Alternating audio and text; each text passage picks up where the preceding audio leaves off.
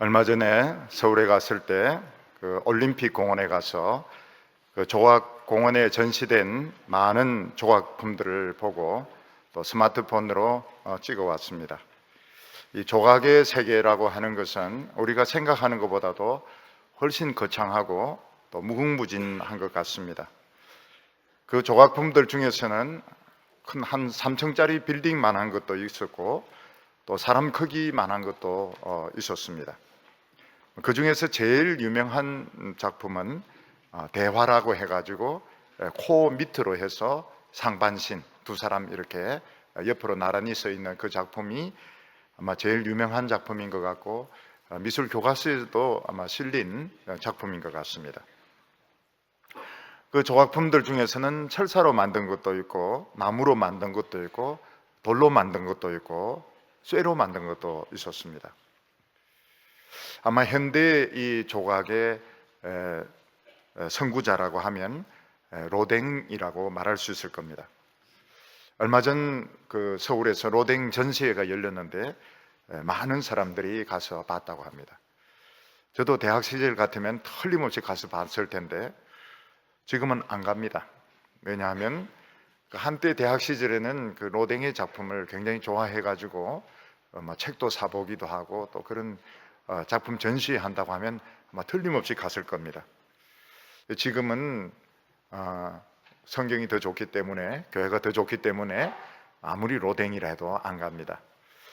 근데 로댕의 작품 중에서 제일 많은 사람들이 감탄을 했던 작품이 그 입맞춤이라고 하는 건데, 남자 여자가 서로 나체로 이렇게 포옹하면서 입을 맞출 듯 말 듯한 그 작품은 진짜 꼭 살아있는 사람 같고 정말 그 감동을 주는 그런 작품입니다. 그리고 또 유명한 것이 그 생각하는 사람입니다. 로댕의 생각하는 사람. 이 근육질의 남자가 턱을 주먹으로 괴고 앉아 있는 그 모습입니다. 이 근육이 많이 과장됐다 그래요. 실제보다도 남자 근육을 많이 과장되어 가지고 이렇게 쪼그려 앉아 가지고 턱을 괴고 있는데 지가 생각하는지 뭐하는지는 아무도 모르죠. 근데 조각품들 중에서 아마 최고의 걸작품이라고 하면 로댕의 생각하는 사람을 뽑을 수가 있을 겁니다. 이런 위대한 작품이 만들어지려고 하면 그 조각가 자신이 평생에 걸쳐서 그 실력을 갈고 닦아야 됩니다. 그리고 그런 한 작품을 구상을 하는데 많은 시간이 걸리고 또 큰 대리석이나 화강암 같은 그런 재료를 구해야 됩니다. 그리고 몇 년에 걸쳐서 이것을 부수고 또 깨고 이렇게 해서 작품을 만들게 되는 것입니다. 그런데 이 세상의 조각품 중에서 최고의 조각품은 그런 로댕의 작품이 아니고 바로 살아 숨쉬는 우리 성도들이 최고의 조각품인 것을 알 수가 있습니다. 하나님께서는 우리 사람을 빚는 이 노하우, 이 조각하는 노하우가 수천 년에 걸쳐서, 어쩌면 수만 년에 걸쳐서 하나님께서 갈고 닦은 그런 실력이라고 볼 수 있습니다. 그리고 하나님께서는 이미 버림받은 우리들을 주워 오셔가지고 하나님께서 아주 정교한 이런 조각품을 만드시는데, 생각하는 사람, 사랑이 넘치는 사람, 정직한 사람, 의로운 사람, 이런 작품들을 하나님께서 만드시는 것입니다. 그래서 우리가 예수 믿는다고 하는 것은 단순히 지옥 가지 않고 천국 가는 것을 말하지 않습니다. 우리 한 사람 한 사람이 예수 믿는 이런 과정을 통해서 하나님께서는 몇백 년에 한 명 나올까 말까 한, 심지어는 1000년에 걸쳐서 한 명 나올까 말까 한 이런 위대한 조각품을 하나님께서 만드시는 것입니다. 모세 같은 사람은 지금 3500년이 더 흘렀습니다. 그렇지만 모세 같은 작품은 나오지가 않습니다. 엘리야 같은 이런 작품도 지금 수천 년이 흘렀지만 그런 작품이 나오지 않습니다.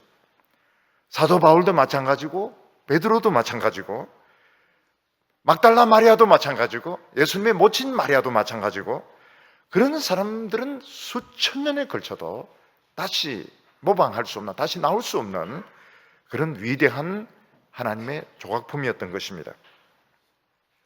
하나님께서는 오늘도 우리를 고난과 말씀으로 우리를 조각하고 있습니다. 이 하나님의 말씀이 망치라면 고난은 그 조각가가 쓰는 끌이라고 말할 수 있습니다. 그렇지만 우리 안에 만들어지는 모든 이런 이미지들, 이 모든 아이디어들은 하나님의 그 수천 년, 수만 년에 걸친 그 기술, 그 노하우를 가지고 우리를 만들고 있는 것입니다. 오늘 첫 번째로 성경은 하나님의 놀라운 솜씨에 대해서 말씀하고 있습니다. 오늘 읽은 시편 119편 65절부터 88절까지는 히브리 단어로 보면 테드, 요드, 카프 이런 단어가, 이런 자음이 8개씩 이렇게 해서 24절이 구성되어 있습니다. 이 테드라고 하는 히브리 자음은 영어로 T와 같습니다. T. 근데 T로 시작하는, 테드로 시작하는 가장 아름다운 히브리어가 뭔가 하면 토브라는 단어입니다. 토브. T로 시작하는, 영어로 말하면 T, 히브리 말로 토드로 시작하는 제일 아름다운 히브리어는 토브다, 이렇게 볼 수 있습니다. 이 토브가 영어로 말하면 뭔가 하면 굿입니다. 굿. very good 할 때 굿을 토브 이렇게 부릅니다. 65절에 보면 여호와께서 주의 말씀으로 주의 종을 선대하셨다 이런데, 이거는 이 번역이 좀 많이 어역이 된 것입니다. 선대하셨다 이렇게 하면 다른 단어로, 토브가 아닌 다른 단어로 생각할 수 있는데, 선대하셨다는 것이 토브가 사용되고 있습니다. 이게 무슨 말인가 하면 우리를 좋게 하셨다는 것입니다. 좋게 하셨다, 선대하셨다. 이게 사실은 조금 번역이 지나친 번역입니다. 우리에게 좋게 하셨다, 이런 말입니다. 66절에 보면 좋은 명철과 지시, 그런데 토브가 사용되고 있습니다. 아주 좋은 기술, 그런 뜻입니다. 68절에 주는 선하사, 이런데 이것도 조금 우리가 오해할 소지가 있습니다. 선하다 이러면 우리 호감을 가지고 있다, 이런 뜻으로 생각하시는데 그런 뜻이 아닙니다. Lord is good, 좋다는 것입니다.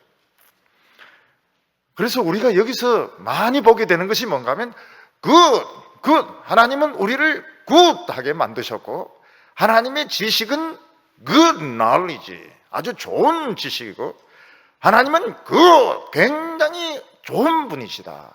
이런 번역이 훨씬 더 명쾌하고 깔끔한 번역입니다. 너무 번역을 잘했기 때문에 뜻을 잘 알 수가 없어요. 선대하셨다 이렇게 하면 너무 번역을 너무 잘한 겁니다. 이 그것이란 말이 어디에서 먼저 사용되는가 하면, 하나님께서 천지를 창조하시고 하나님 보시기에 좋았더라, 그때 그것입니다. 그 하나님이 만드신 하늘도 그, 땅도 그, 바다도 그, 우리 인간들 very good 이렇게 말씀합니다. 그것입니다. 그것. 그런데 실제로 저희들이 하나님의 말씀을 듣고 연단 받을 때 그것이 아닙니다. 그것이 아닙니다. 우리는 비참하고 천덕꾸러기 같은 참 그런 느낌이 들 때가 많습니다. 그래서 우리 크리스천들은 고난을 받으면서 굉장히 그 자아상이 초라하고 보잘것없는 그런 자아상을 많이 가지게 됩니다. 근데 오늘 성경은 무슨 말씀을 하고 있는가 하면, 우리는 정말 굉장히 뛰어난 그 하나님에 의해서, 그것이라는 말은 하나님은 굉장히 실력이 뛰어나다는 것입니다. 뛰어난 분에 의해서, 뛰어난 기술에 의해서 우리는 very good, 굉장히 좋은 작품으로 우리는 지금 만들어지고 있다. 어떤 작품인가 하면 몇백 년에 한 명 나올까 말까, 존 칼빈, 존 번연, 이런 사람들 정말 몇백 년 걸쳐도 나오지가 않습니다. 마틴 루트 이런 사람도 몇백 년 걸쳐도 나오지 않습니다. 하나님께서는 그런 베리고 아주 좋은 작품으로 우리를 만들고 있다, 그렇게 말씀하고 있고, 이게 지금 우리의 모습이라는 것입니다. 66절과 65절을 보면 여호와여 주의 말씀대로 주의 종을 선대하셨나이다. 내가 주의 계명을 믿어사오니 좋은 명철과 지식을 내게 가르치소서. 우리 성경에는 여호와여 이런 호칭이 나오지만 히브리 성경에는 좋게 하자다, 좋다, 얼씨고 좋다가 아닙니다. 좋다, 좋다는 말이 제일 먼저 나옵니다. 이것을 신약 성경 로마서 8장 28절에서는 뭐라고 말하고 있는가 하면 우리가 알거니와 하나님을 사랑하는 자 곧 그 뜻대로 부르심을 입은 자들에게는 모든 것이 합력하여 선을 이루느니라. 그것을 그렇게 해석을 하고 있습니다. 우리가 지금 당장은 힘들고 고통스럽지만 하나님은 이 모든 고통, 이 모든 과정들이 우리에게 유익이 되도록 하신다, 그렇게 로마서 8장 28절에는 말씀하고 있습니다.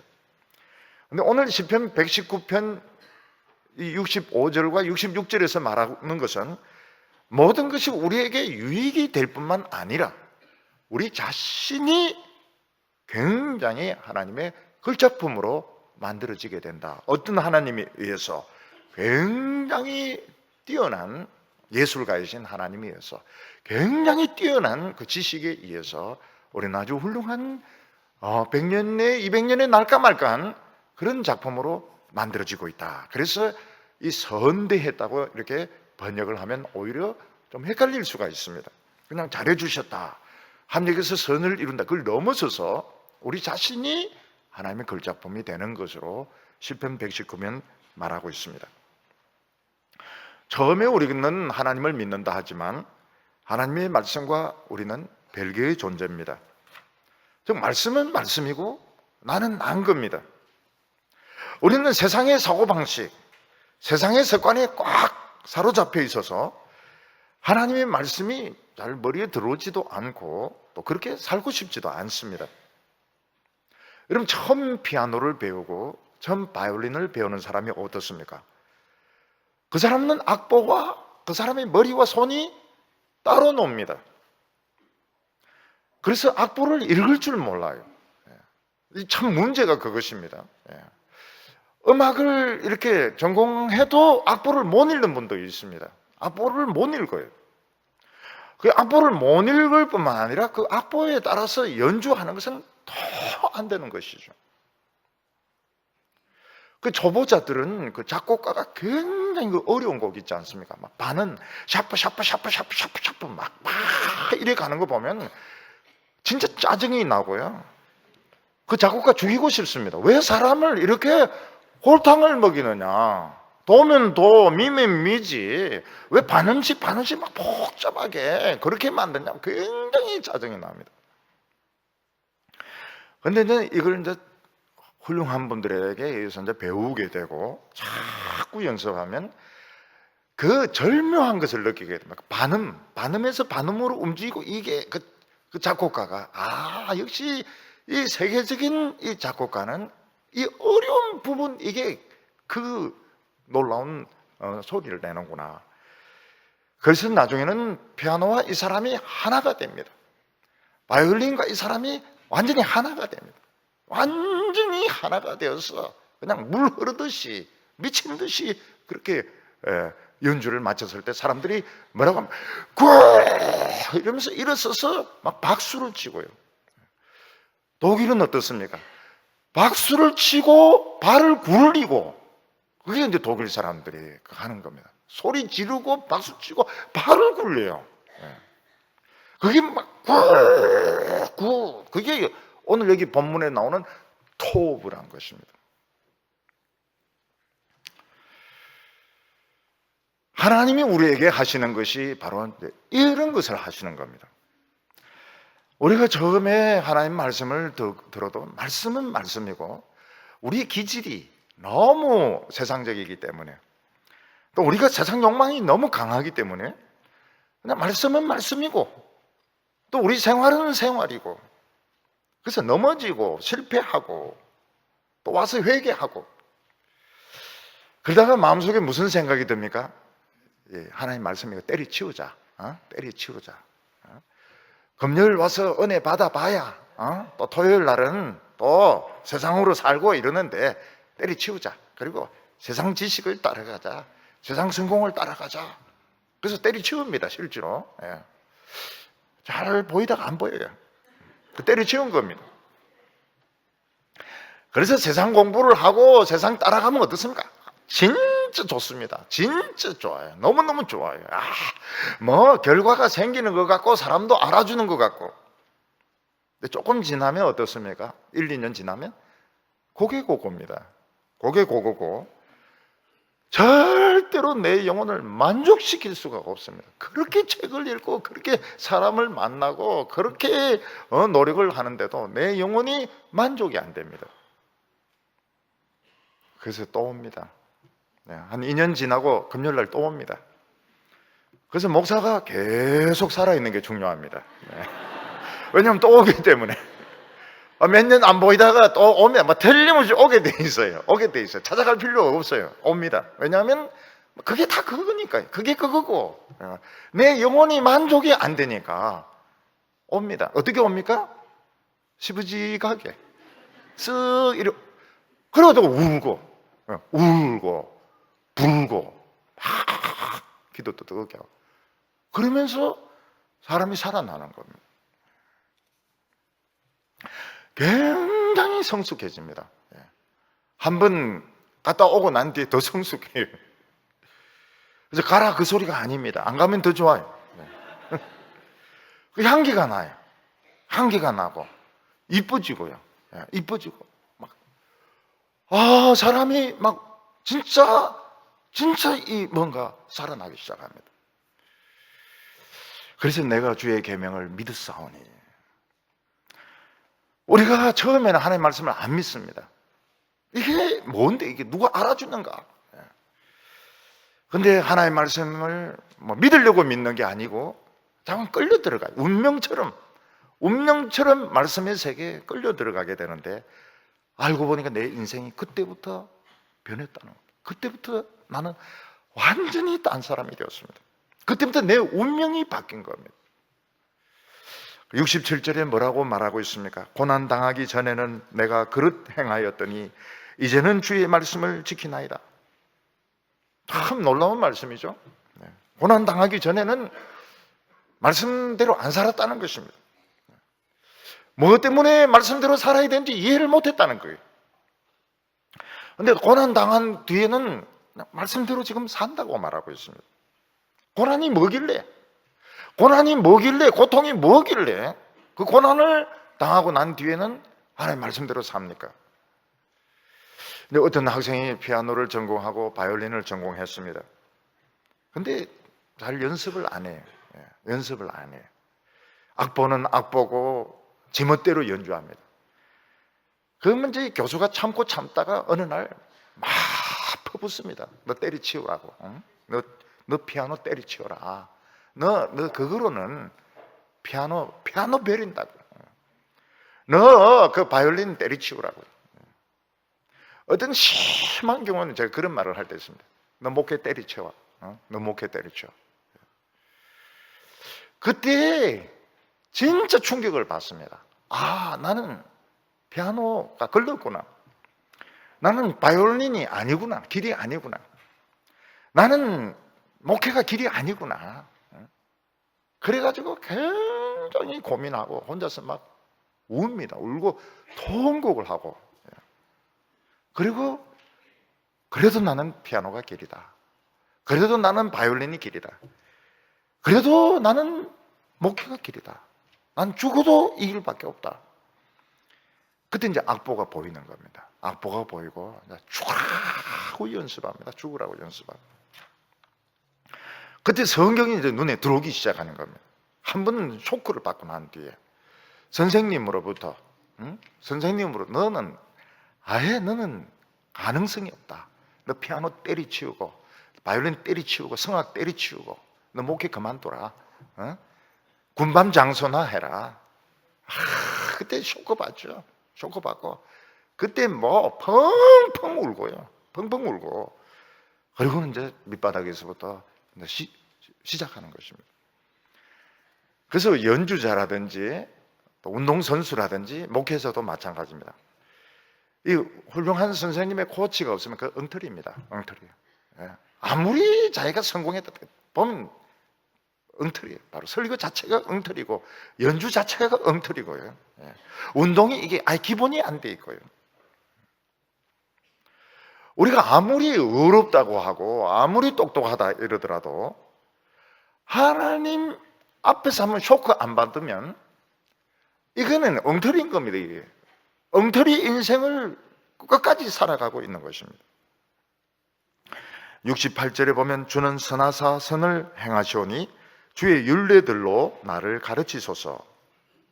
여기서 주님이 선하시다는 것은 우리에게 어떤 호감을 가지고 있다 그런 뜻이 아닙니다. 굉장히 뛰어나다는 거예요. 하나님은 굿입니다. 우리를 만드는 그 기술이 굉장히 뛰어난 분이십니다. 아무리 작은 종이라 하더라도 유명한 화가 손에 걸리면 글자품이 나옵니다. 심지어는 담배를 싼 은박지 가지고 명화를 만드는 그런 화가가 있습니다. 담배 싼 은박지에다 그림을 그리는 거예요. 황소를 그리는 겁니다. 아무리 보잘것없는 진흙이라 하더라도 도자기 공의 손에 붙들리면 최고의 도자기가 만들어지게 됩니다. 우리가 하나님의 말씀을 사랑하는데 고난까지 받았다 이러면 어떻게 됩니까? 이거는 운수가 대통한 겁니다. 전에 옛날에는 그럴 때 땡 잡았다 그런 표현을 썼는데 어떤 분이 그런 화토치는 말을 하면 안 된다 이래가지고 지금 굉장히 지금 참고 있습니다. 저는 이거 화토를 할지도 모르고요. 해본 적도 없고요. 미나토는 뭐 어릴 때 해본 적이 있지만 저는 몰라요. 몰랐는데 우리 어릴 때 사람들이 하도 땡 잡았다 이런 말을 많이 해가지고 근데 그 말 안 쓰려고 그럽니다. 운수 대통했다. 그것도 사실 굉장히 세속적인 말입니다. 잠깐 굉장히 좋은 거예요. 굉장히 좋은 거예요. 하나님의 말씀을 참지 붙잡았는데 고난까지 당하고 있다. 이거 굉장히 좋은 겁니다. 얼마 있지 않아서 뭐가 되겠습니까? 모나리자, 레오나르도 다빈치의 모나리자든지 로댕에 생각하는 사람, 턱만 탁 고우면 생각하는 사람이 되는 것입니다. 그래서 다른 사람이 우리를 보고 뭐라고 말합니까? 저런 사람 처음 봤다 그래요. 저런 사람 처음 봤다 그러고 저런 교인 처음 봤다 그래요. 왜냐하면 남들은 아무도 안 하는 짓을 하니까요. 그게 뭡니까? 그게 이제 그 작품이 된 겁니다. 그래서 71절에 고난당하는 것이 내게 유익이라 이로 말미암아 내가 주의 율례들을 배우게 되었나이다. 고난당하는 것이 어떻게 유익이 될 수 있습니까? 하나님의 비밀을 아는 사람은 이 고백을 하게 됩니다. 고난을 통해서 하나님의 말씀과 우리가 막 뒤섞이게 됩니다. 하나님의 말씀이 우리 속에 막 흡수되면서 하나님의 능력이 들어오게 됩니다. 고난이 없으면 절대로 하나님의 비밀을 알 수가 없습니다. 절대로 비밀이 알 수가 없고 섬세하고 정교하게 다듬어지지 않습니다. 우리 교인들은 어떻게 됩니까?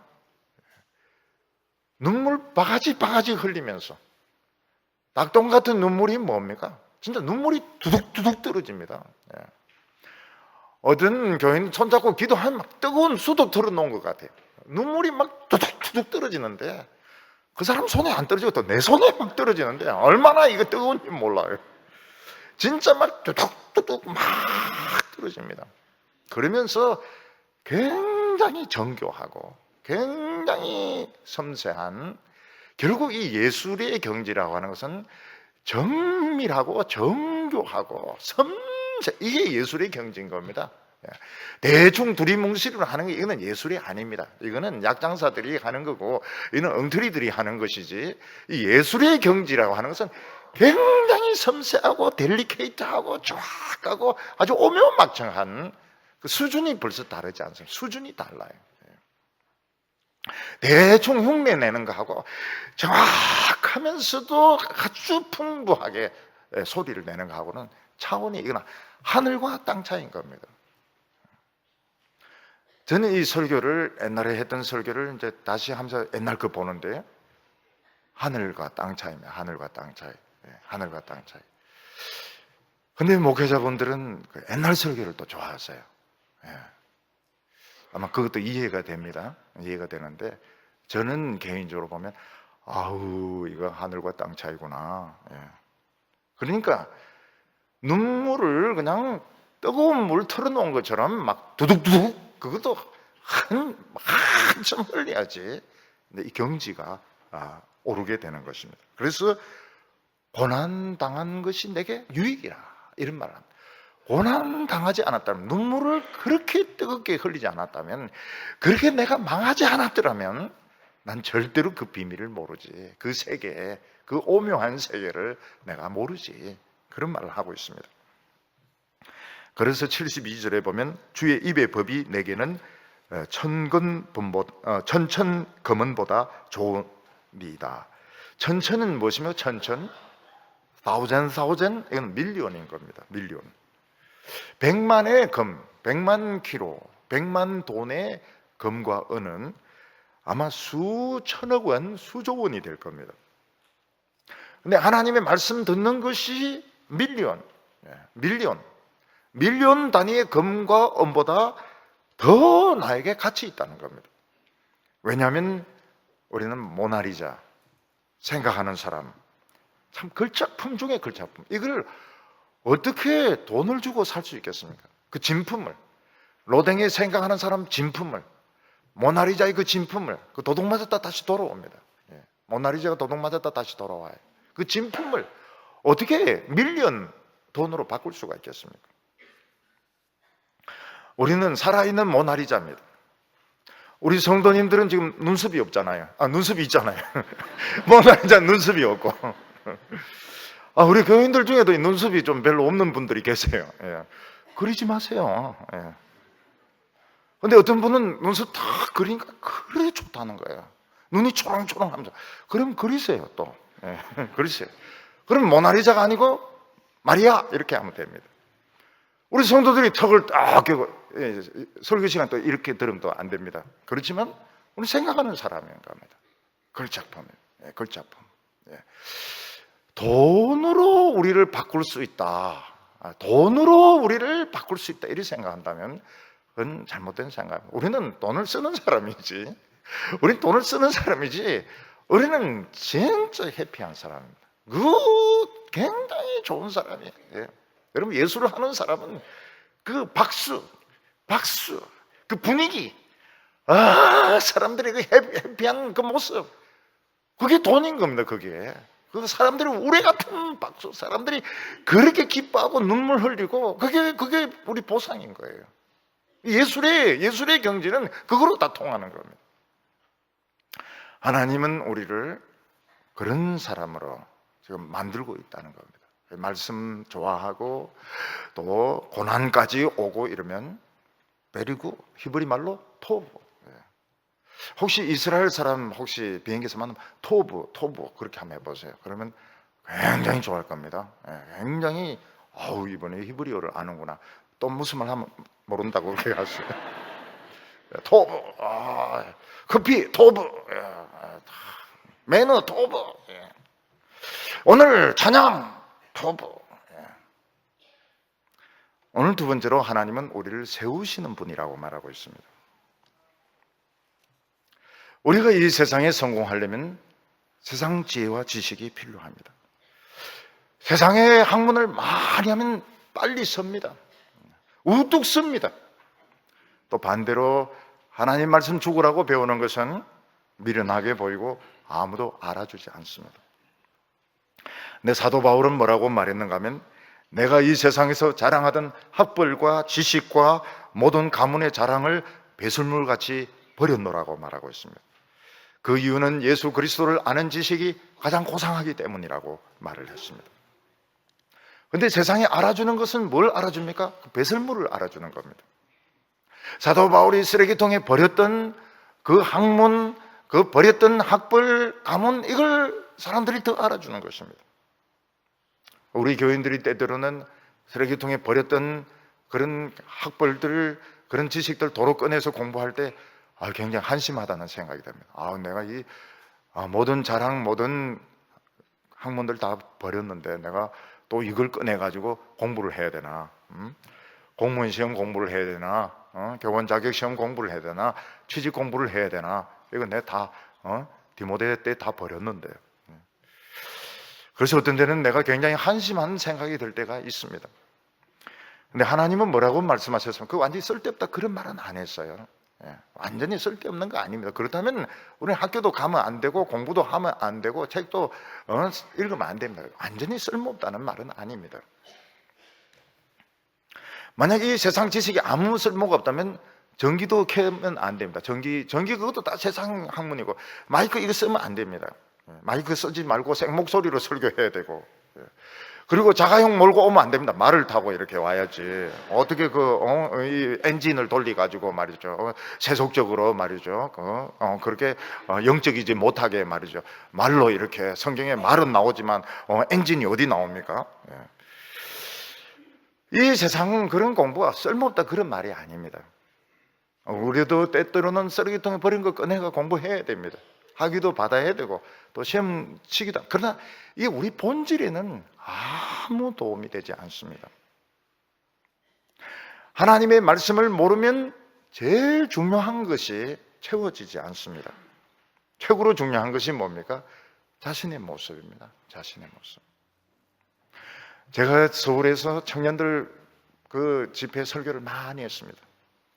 오늘 학생들이 학벌이 얼마나 좋은지 몰라요. 얼마나 좋은지 몰라요. 정말 좋은 학교 출신들 많이 옵니다. 근데 그들이 못 찾은 것이 뭔가 하면 자기 자신입니다. 자기 자신을 못 찾은 거예요. 그래서 저는 설교할 때 세상 지식 같은 거 그런 이야기 안 합니다.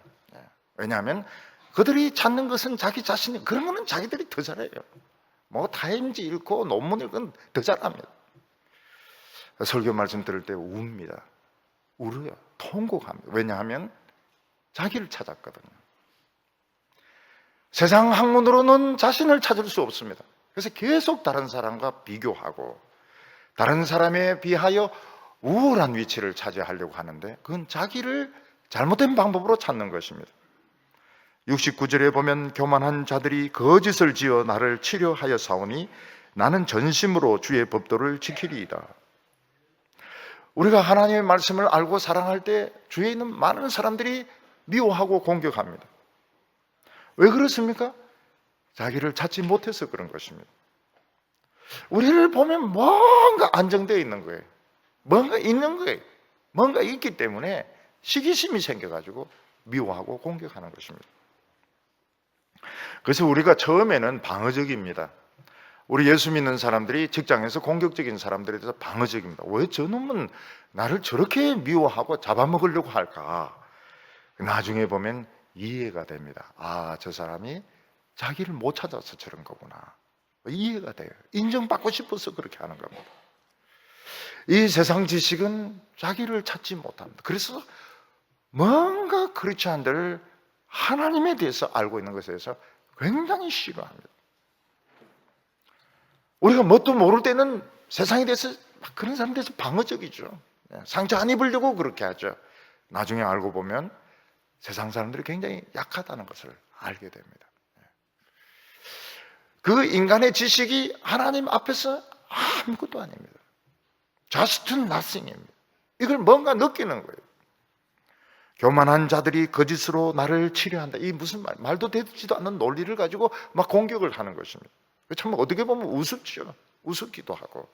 또 처음에 신앙이 어릴 때는 잘 변명을 못합니다.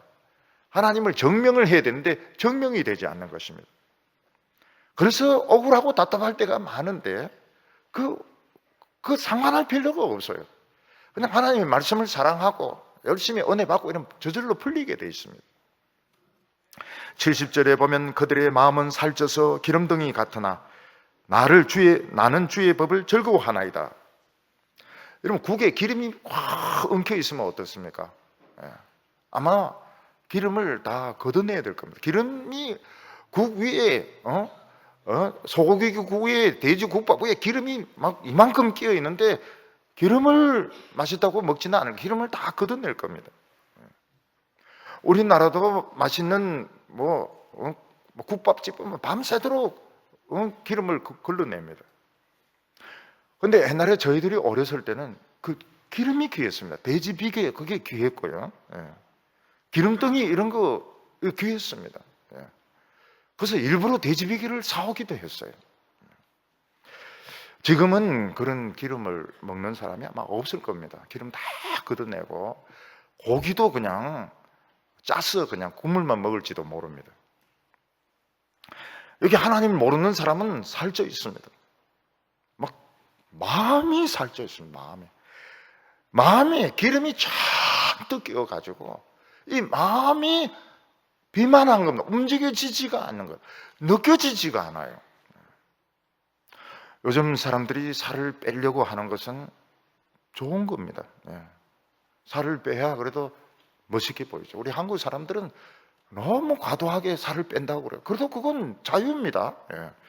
누가 뭐라고 말할 수가 없어요. 우리 한국인들의 미는 바짝 말란 거기 때문에 그냥 알아서 하십시오. 알아서 하시고요. 근데 문제는 이 마음에 기름이 꽉 끼어 있는 겁니다. 그래서 이 감각이 없어요. 추위도 못 느끼고 그냥 덥기만 하고요. 혈기만 그냥 막 넘치고. 근데 하나님의 말씀을 들으면서 기름이 쫙 빠집니다. 다이어트가 돼요. 하나님의 말씀을 들으면서 쓸데없는 공상, 쓸데없는 염려, 미래에 대한 생각들이 싹 다이어트가 되면서 살이 쫙 빠집니다. 마음의 기름덩이가 싹 빠져요. 그럼 육체의 살도 빠질까요? 안 빠질까요? 빠지죠. 조금 늦게. 하나님의 말씀을 듣지 않을 때 너무 쓸데없는 생각을 많이 합니다. 병원에 가보면 의사 선생님이 수술하기 전에 이런 가능성, 저런 가능성, 그 가능성 다 들으면 틀림없이 죽게 돼 있습니다. 근데 환자들은 어떻게 이거 모든 걸 다 설명해 주게 돼 있구나. 의사는 의무적으로 이 모든 것을 다 설명해 주게 돼 있구나. 이분한테 간호사가 막 이야기를 하는데 내가 그만, 내 지금 심장이 안 좋습니다. 나도 지금 환자입니다. 좀 그만 이야기해주세요. 그럼 또 딴 사람 들을 수 없나? 여기 부목사님이 계십니다. 여기 설명해. 여기 막 또 1번부터 쫙 설명해요. 그게 이제 의무인 겁니다. 근데 그거는 그냥 대충 흘려드리면 되지만 우리는 실제로 너무 많은 것을 생각하고 있는 겁니다. 애가 넘어질 거, 학교에서 터질 거, 그러면 지금 대학 시험에 떨어질 거, 지금 애가 지금 초등학교 1학년 입학을 했는데 너무 많은 가능성. 우리 남편이 심장마비로 죽으려고 할 때 어떻게 이동을 해야 될 것인지, 엘리베이터까지 어떻게 끌고 갈 것인지, 핵무기 터졌을 때 방독면은 어떻게 할 것인지, 너무 많은 것을 생각하고 있습니다. 근데 하나님의 말씀을 듣고는 마음이 가벼워집니다. 왜냐하면 다이어트. 여러분, 사람은 믿음이 없으면 1분 1초도 못 삽니다. 근데 지금은 믿을 수가 없어요. 버스 운전수도 믿을 수가 없고요, 택시 운전수도 믿을 수가 없고요, 어떤 목회자님도 믿을 수가 없고, 학교 선생님도 믿을 수도 없고, 모든 것을 믿을 수가 없습니다. 그러니까 사람들이 너무너무 생각이 많은 것입니다. 미쳐서 죽으려고 하는 겁니다. 왜 그렇게 믿을 수가 없는 세상이 되었을까요? 미쳤기 때문에 그런 겁니다. 세상이 미쳐서 돌아가고 있습니다. 근데 하나님의 말씀을 들으면 세상은 미쳐도 하나님은 살아계시는구나. 하나님이 내 인생을 인도해 주시는구나. 그러면서 안심을 하게 됩니다. 우리가 하나님 말씀을 안 들으면 모든 걸 의심해야 됩니다. 누가 내 앞에서 이야기할 때 그걸 의심을 해야 됩니다. 성경을 읽으면서도 의심하고, 설교 말씀을 들으면서도 의심하고, 택시 타면서도 의심하고, 물건 사면서도 의심을 하고요. 그걸 또 의심을 해야 되는 이런 세상입니다. 근데 오늘 하나님은 무슨 말씀을 하십니까?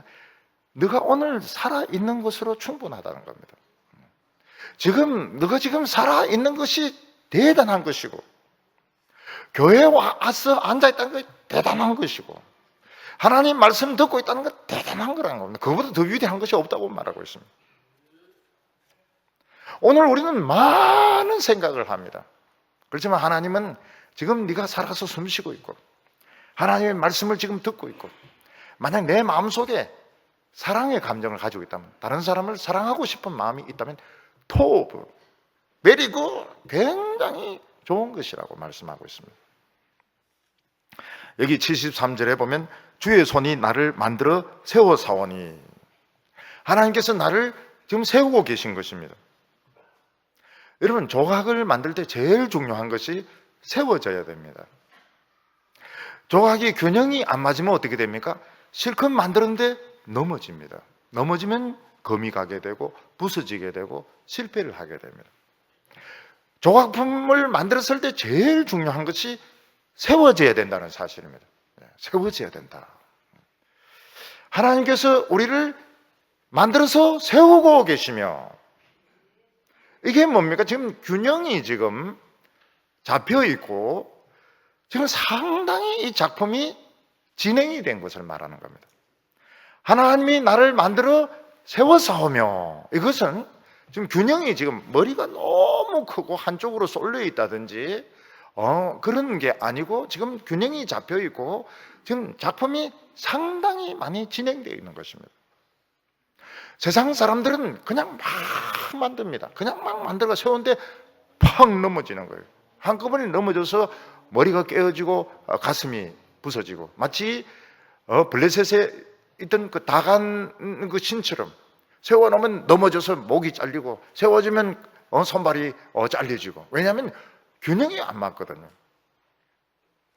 하나님은 지금 우리를 탁 세워놨습니다. 아직 완성은 안 됐지만 좀 서 있어요. 상당히 작품이 진전이 된 겁니다. 74절에 보면 주를 경외하는 자들은 나를 보고 기뻐하는 것은, 지금 하나님을 경외하는 자들은 기뻐합니다. 왜냐하면 지금 상당히 진척이 된 거예요. 저 성도님, 저 집사님, 저 권찰님 상당히 지금 진척이 된 거예요. 지금 서 있습니다. 안 넘어져요. 밀어도 안 넘어질 정도로 균형을 딱 잡고 있습니다. 왜 하나님을 경외하는 자들만 알까요? 이런 작품들은 다 커튼, 이 장막을 치고 텐트 안에서 만들기 때문에 완성되기 전까지는 절대로 못 보게 합니다. 근데 하나님을 경외하는 자들은 계속 들락날락하지 않습니까? 우리 예배 드리면서 그 변화되는 모습을 보지 않습니까? 정말 균형이 딱 잡혔는데요. 균형이 잡혔고 지금 윤곽이 지금 드러나고 있고요. 상당히 그 진척이 된 거예요. 명작이 될 것 같아요. 세계적인 명작이 될 것 같아요. 그래서 기뻐한다는 겁니다. 세상이 놀랄 때는 세월이 많이 지나옵니다. 하나님을 경외한 자들이 기뻐하고 나서 한 10년 뒤쯤 돼가지고 막 유명하게, 막 그때 별이 뜬다, 저 사람 막 뜬다 이러는데 이미 교인들은 다 알고 있는 겁니다. 하나님을 경외하는 자들은 저 사람 앞으로 굉장해지겠구나, 미리 다 안다는 거예요. 75절에 보면 여호와여 내가 알거니와 주의 심판은 어려우시고 주께서 나를 괴롭게 하심은 성실하심 때문이다. 주의 심판이 어렵다는 건 하나님의 판단은 정확하다는 것입니다. 여러분, 미술 전문가들도 이게 진품인지 아닌지를 잘 확인 못할 때가 있습니다. 그래서 이 진위에 대한 이 시비는 참 이게 복잡해요. 물감을 언제 물감이냐 뭐 이런 거 가지고 엑스레이 투시 가지고 막 이렇게 하는데 이게 진품이냐 위작이냐 이게 논란이 계속되고 있습니다. 근데 하나님은 정확합니다. 이건 가짜야. 이건 진짜예요. 왜냐하면 하나님이 만드셨기 때문에. 하나님이 만드셨기 때문에 하나님은 이건 진품이다. 이건 위작이다. 이걸 하나님은 정확하게 판단하시는 겁니다.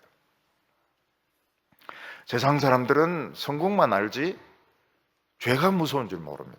죄가 굉장히 달콤하거든요.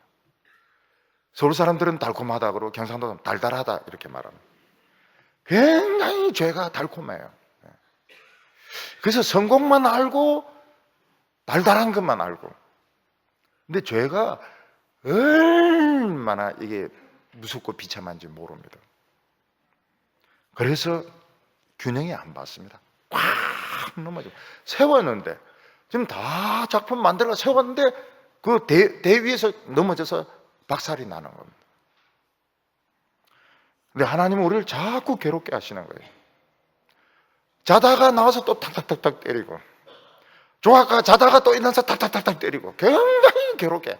조각품 좀 생각하는 사람 좀 생각을 해야 되는데, 생각할 시간을 주지 않고 탁탁탁탁 때리고 탁탁탁. 너무 우리를 괴롭게 하시는 이유가 뭡니까?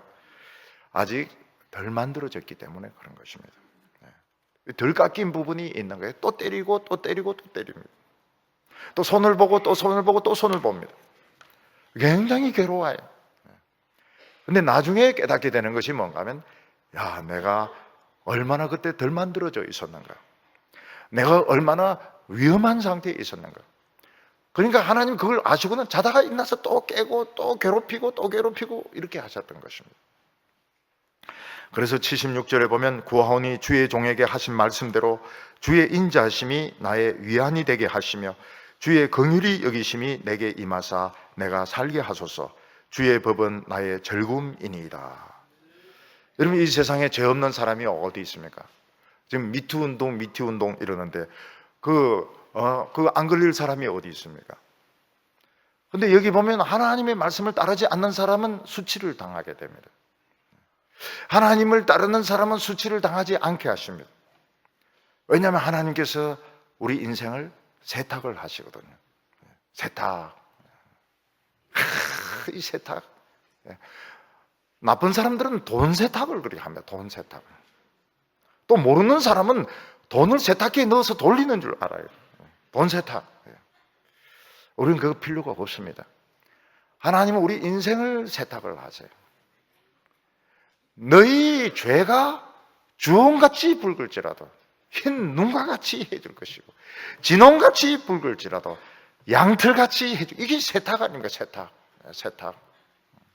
세탁 아닙니까? 여러분, 제일 좋은 게 인생을 세탁받는 겁니다. 참 너무 어렵고 너무 경건하고, 옛날에 개판치 했던 거 다 세탁해 주시고요. 옛날에 막 방황하고 이랬던 것들 다 세탁해 주시고요. 80절에 내 마음으로 주의 율례들에 완전하게 하사 내가 수치를 당하지 않게 하소서. 우리가 어떻게 하나님의 법에 완전할 수 있습니까? 못합니다. 하나님 말씀을 사랑하면 세탁이 되는 겁니다. 그래서 영원히 수치를 당하지 않습니다. 영원히 수치를 당하지 않고 영원히 캐낼 수가 없습니다. 영원히 찾아낼 수가 없습니다. 왜냐하면 하나님께서 우리 인생을 아름답게 하셨기 때문입니다. 그래서 돈을 많이 번다, 유명한, 이 유치한 겁니다. 뭐가 좋은 겁니까? 아름다운 게 좋은 겁니다. 아름다운 거. 참 아름답다. 너 아름답다, 그것도 좋지만 너 인생이 아름답다. 너 인생이 아름답고 너의 그런 생각이 아름답고 너의 모든 행실이 아름답고, 토부 아닙니까? 토부. 진짜 복받은 사람이죠. 말 한마디를 해도 어떻게 그렇게 아름답게 하고, 어떻게 그렇게 은혜스럽게 하고, 어떤 사람 말 한마디를 해도 속을 뒤집어 놓게 만들고, 말 한마디를 해도 1년 동안 기분 나쁘게 만들고, 그것도 천재에 속합니다. 천재. 어떻게 그렇게 뛰어난지 몰라. 한마디 했는데 속을 다 뒤집어 놓고요, 한 10년 동안 기분 나쁘게 만들어요. 그것도 보통 재주가 아닙니다. 근데 성도들은 말 한마디를 해도요, 말 한마디를 해도 어떻게 그렇게 이쁘게 합니까? 어떻게 그렇게 기분 좋게 만듭니까? 어떻게 그렇게 사람을 말이죠, 위로를 하고요. 그 똑같은 말을 해도 어떻게 그렇게 이쁘게 말을 할 수 있습니까? 위대한 작품이죠. 위대한. 사람은 결국 말로 그 인격이 평가가 되는 겁니다. 오늘 세 번째로, 그렇지만 우리가 하나님 기다리는 건 참 힘들다고 말하고 있습니다. 사람들이 제일 싫어하는 게 기다리는 겁니다. 우리가 길에서 다른 사람 기다릴 때, 친구 기다릴 때, 특히 추운 날 기다릴 때, 더운 날 기다릴 때 굉장히 짜증이 납니다. 옛날에 남녀가 이렇게 데이트하려고 하면 스마트폰이 오기 때문에 약속한 시간 장소에 만나야 되지 않습니까? 근데 여자가 안 오는 거예요. 10분만 더 기다리자, 30분 채우자, 1시간 채우자, 이젠 진짜 간다, 막 욕을 하면서 그때 또 막 나타나요. 1시간 반 기다린 겁니다. 그게 옛날에는 예사였습니다. 예사. 데이트하려고 그러면요, 데이트하려고 그러면 뭐 먹고, 이거는 두 번째 문제고, 기다리면서 복장 터지는 거예요. 근데 여자가 왜 늦습니까? 말을 안 해요. 늦는 이유를 말을 안 합니다. 네. 머리 감는데도 1시간 반 걸리진 않거든요. 여자가 왜 늦습니까? 이 사람 계속 만나야 될까 말아야 될까, 그거 생각한다고 이제 1시간 지나가고요. 또 아버지 몰래, 엄마 몰래 빠져나오는데 또 1시간 걸리고요. 2시간이 기본인 거예요. 그래서 막 만나면 그냥 목 잘라 죽인다 이러다가도 보는 순간 그냥 좋아가지고 또 연애하고 또 연애하고, 그래가 다 결혼해가지고 지금 애들 다 키우고 그렇게 한 거 아닙니까? 지금은 이 뭐 스마트폰 때문에 지금 어디 뭐 이러면서 지금 이게 연애도 아니에요. 이게 무슨 연애입니까? 1시간 반도 안 기다리고 말이죠. 심장도 안 터져보고, 그게 무슨 연애입니까? 그거는 애들 장난이죠 말이죠. 근데 우리 신앙도 하나님 기다리다가 미칩니다. 81절에 보면 내 영혼이 주의 구원을 사모하기에 피곤하오나 나는 주의 말씀을 바라나이다. 참 처절합니다. 주의 구원이 뭡니까? 말이 좋아서 그런지 기도 응답이고 어려움이 해결되는 건데, 육체적인 어려움이 해결되고 빚이 해결되고 직장 문제가 해결되고 병이 낫는 건데, 내 괴롭히는 사람이 없어지는 건데 구원이 안 나타나는 겁니다. 그 구원을 기다리는데 굉장히 지친다고 솔직하게 이야기합니다. 진짜 지치고 짜증나고 피곤하다는 거예요. 하나님의 구원은 언제 옵니까? 하나님의 응답은 언제 옵니까? 소망이 없어지고요, 우리가 죽어가고 있을 때 그래도 안 옵니다. 하나님 기다려봐라, 기다려봐라, 그러고 안 오는 거예요. 그래서 예수 믿는 것이 연애하는 것보다 더 어려워요. 스마트폰 없을 때 연애하는 것보다 더 어려워요. 30분까지만 기다리고 안 오면 이제 다시는 안 만난다. 연애 편지 다 불태워버린다. 45분까지 기다리자, 1시간 채우자. 그래 1시간 반 되고요, 막 발을 굴리고 비비고 돌 발로 차고요. 진짜 간다 그때 다 봐요. 근데 보는 순간 또 그 없어집니다. 미움이 없어지고요, 또 막 손잡고 웃고 말이죠, 또 돌아다니고 말이죠. 그게 연애 아닙니까? 여기 보면 예수 믿는 것도 똑같아요. 예수 믿는 것도 진짜 미치고 환장합니다. 82절에 나의 말이 주께서 언제 나를 아니하실까 하면서 내 눈이 주의 말씀을 바라기에 피곤하나이다. 나를 아니하실까, 이게 언제 나타날까 이 말입니다. 언제 나타날까. 눈이 지금 피곤해요. 눈이 빠지도록 기다리는데 지금 피곤하다는 거예요. 짜증이 난다는 겁니다. 83절에 내가 연기 속에 가죽 부대 같이 되었으나, 이 가죽 부대를 그 부엌에 이렇게 걸어 놓고 불 때면 어떻게 됩니까? 새카만 끓음이 않습니다. 우리나라도 옛날 그 부엌에 그 군불대에서 밥을 할 때 어떻습니까? 거기에 소쿠리라든지 거기 뭐 거름이 그게 우리 심정인 겁니다. 우리 예수 믿는 사람 심정이 뭐 햇빛 같은 은혜, 그게 어디 있으면 시커먼 거름이 다 앉아가지고, 이게 뭐 가죽 부대는 비쩍 말라 있고요. 우리 어릴 때 군불 때는 그 부엌을 뭐라고 하는가? 경상도 할머니들은 정지 이렇게 이야기해요. 수도 그 말이 아니고요. 그 말을 저는 이제 다시 들어본 적이 없어요. 우리 어렸을 때 할머니는 그랬죠. 정지에 가봐라 이러는데, 지금은 이제 그런 말 안 쓰죠. 무식하게 부엌에 가봐라 이렇게 이야기하죠. 속이 시커멓게 다 탄 겁니다. 소망이 있냐? 없어요. 소망이 없어요. 왜 사냐? 몰라요. 그냥 설교 듣고 막 포기하고 그냥 사는 겁니다. 질식해서 죽을 것 같아요. 그래서 하나님께 솔직히 물어봅니다. 84절에 주의 종의 날이 얼마나 되겠습니까? 내가 지금 이런 상태에서 얼마를 더 기다려야 됩니까? 아니면 제가 얼마나 더 살 수 있습니까? 지금 스트레스가 너무 심하고 두통이 너무 심하고 우울증도 너무 심해가지고 지금 죽을 것 같은데, 돈도 없는데 하나님, 내가 한번 물어봅시다. 얼마나 견뎌야 됩니까? 얼마나 살아야 됩니까? 84절에 보면 핍박하는 자들이 있습니다. 85절에 교만한 자들이 웅덩이를 파서 나를 빠뜨리려고 합니다. 87절에 보면 나는 거의 다 망하게 되었다고 말하고 있습니다. 그래도 필사적으로 하나님의 말씀을 붙듭니다. 왜냐하면 말씀밖에 없기 때문에. 요셉의 경우 보면 참 청소년 시기에 노예로 팔려갑니다. 하나님 말씀대로 살려고 하다가 강간미수죄를 뒤집어쓰고 감옥에 들어갑니다. 언제까지 감옥에 있어야 됩니까? 나올 가능성은 없습니다. 근데 하나님께서는 감옥 속에서 환상을 보게 하십니다. 꿈을 해석할 능력을 가지게 하십니다. 세상 사람들의 문제가 뭡니까? 미래를 알지 못합니다. 망하는 길을 가면서 옳은 줄 압니다. 우리도 물론 미래를 모릅니다. 그렇지만 하나님은 사는 길로 우리를 인도하십니다. 우리는 절대로 망하지 않습니다. 하나님의 위대한 작품은 망하지 않습니다. 이 위대한 작품은 호닥닥 만들어지지 않습니다.